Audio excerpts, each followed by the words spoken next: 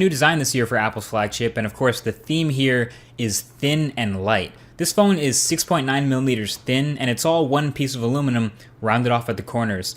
So instead of having the squared off edges like the last iPhone, Apple's rounded off the sides. The phone feels a lot more like the HTC One M8 now. And this has two effects. The first is that it gives the whole body this seamless feel. If you start your finger on the screen and drag it all the way around to the back of the phone, you won't encounter any seams. It's just one smooth surface.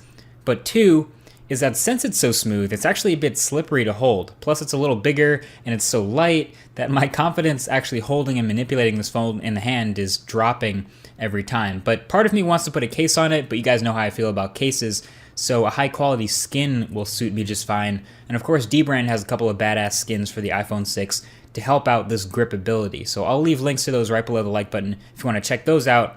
Highly recommended. But the rest of the build of this phone is definitely awesome. It's a bit bigger than the last iPhone, but I think it's a much better size now, and you only take a few minutes to get used to it before you look back at the iPhone 5S and it starts to look like a toy. It's obviously a bit bigger than other phones with a 4.7-inch display, since this one has a big old chin for the home button and a big forehead to match. But what's more striking than its size is, I think, the thinness. Again, 6.9 millimeters. That is crazy thin. Almost feels too thin and light to be a working phone. It feels almost the same weight as the dummy phone. It's so thin, in fact, that the camera lens on the back protrudes out a bit. Now, this turns out to be not a huge deal since it's coated in sapphire anyway, and it just rocks a bit when it's placed on a flat surface, but that's minor.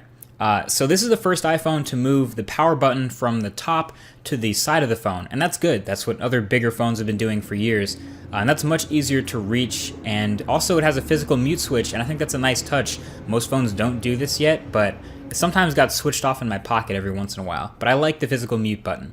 So I have a few mixed feelings overall about the build of the phone since it's so razor thin, but it's definitely built well. It shouldn't bend in your pocket or anything.